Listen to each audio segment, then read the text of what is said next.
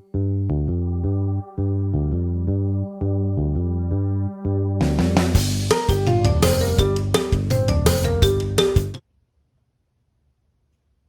morning. It's July 18th. Weather's really pretty nice here in the Carolinas right now, a little bit of rain. The reason I'm doing this video is because, and she's on the text right now, I'm dedicating this to family who was supposed to be here today. And Pam, this is who it's dedicated to, has her own business in upstate New York. And she has a Facebook presence, Tangled Vines.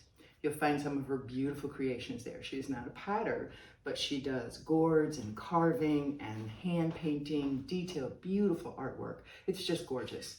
So if you get a chance, check her out, Facebook, Tangled Vines, Pam. She's wonderful.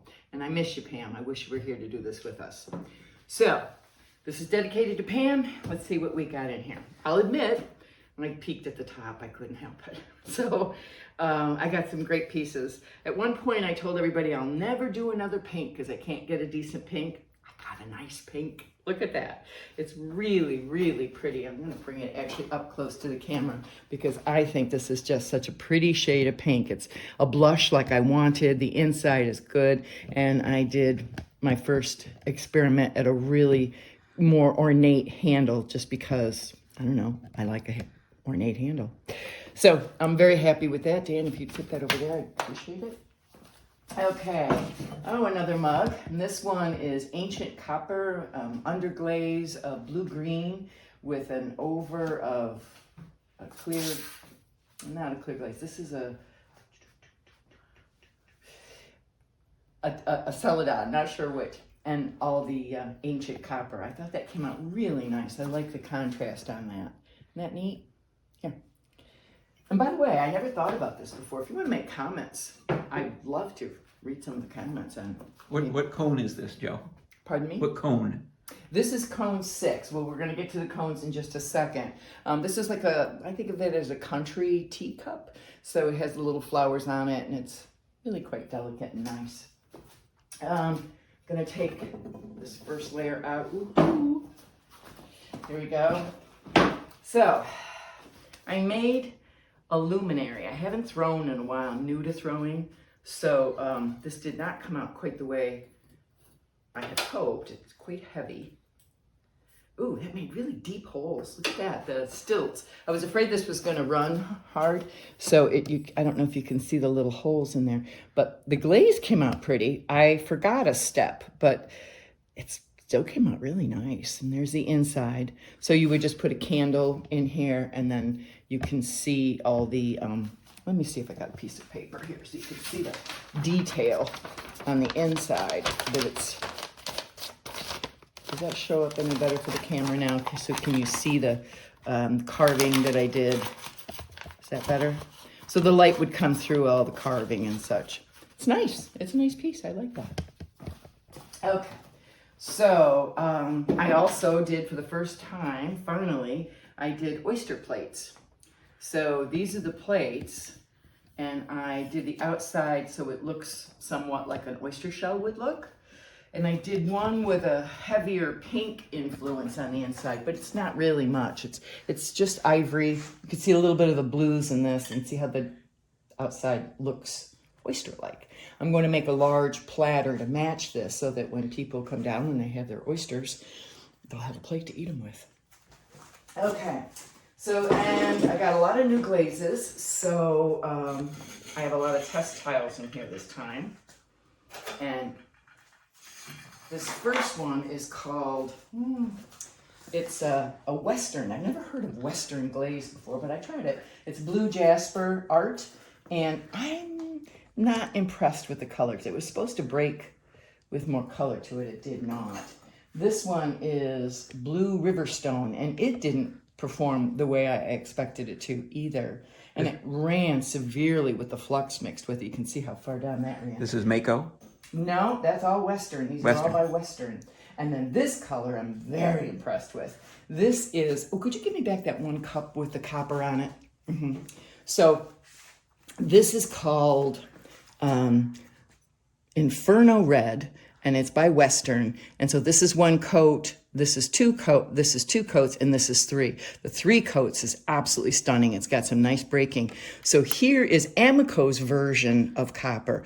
I think this Western is so much prettier. It has more shine to it. It's not as matte as this, and it broke beautifully. So I'm going to be doing some pieces with that. I've got some ideas, and you'll be seeing that in an upcoming video. So let's get rid of this stuff as quickly as I can. Dan, we want to take these. And then on this shelf, this is the middle of the kiln. We've been struggling with getting a straight, true cone 6 because most of my glazes that I use, Mako, Opulence, Georgie's, all like a straight cone 6. And I finally got it. So this is, come closer. Okay. So when the cone goes down like that, it means it's completely all of this. This is cone 5. So it's more than a 5. This is cone 6. It's exactly where it should be. That's 100% cone 6. And 7, it just started to bend a little bit. So this is precisely where I wanted to be. And the glazes are showing it because they're performing just gorgeous. I like how it's coming out. So let's see what else is down here. Okay. Oh, what's that? Wow. Oh, there's some good stuff. And again, I can see the cones here, and it's exactly the same. I don't know how we did that. I got really lucky, but I did a platter. I don't know if you can see this. I was trying to get a different shade here, and I'm not getting it. I love the underglaze transfer there, and this blue-green is pretty. Back looks nice, but I'm not getting this color that I want here, so I have to try something different. It's a nice, I don't know that the blue and the green go together as well as I had hoped, but it's still a nice platter. Okay, so, and this, a lot of test pieces this time. These are all my whites. So this is white opal, this whole section, and this is on top of birch, and this is just with flux. So I did each white. So in other words, this is white cloud, birch, flux.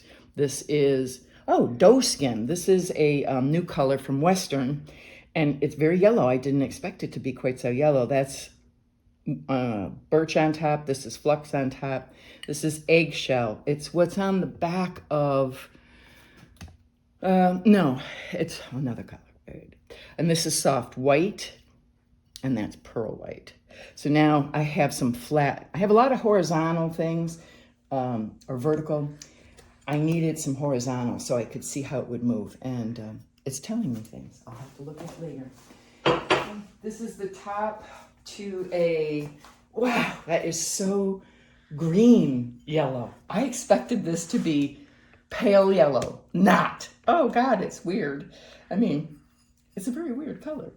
I like the transfer on it, but I don't like the color. I'll get the bottom out, yeah. These are the cones again, and you can see it's a little bit hotter, almost touch. 5's down completely, 6 is almost touching. So it got a little bit hotter in the middle. Maybe that's what made that color change a bit. And here's some of the posts. Do you want to take these for me, please? Let's see, what do we got? What do we got? So, okay, so this is what the Testile stuff looks like. This is called Aragonite, and I really don't know what color it is. It's kind of a, I don't know if you can catch it. It's a pale, soft blue, gray, green. It's kind of pretty. I just don't know. This is with 1 coat of flux. It didn't hardly move, and 2 coats of flux. It ran quite a bit. So, and I always do that. So it's 1, 2, 3 coats. And you can see the color's more intense each time, less intense here. The green comes out stronger. And on the back, it's 2 coats of the base color with 1 coat of flux, 2 coats. And flux is exactly what it would be in anything, in like solder. It makes things run and move.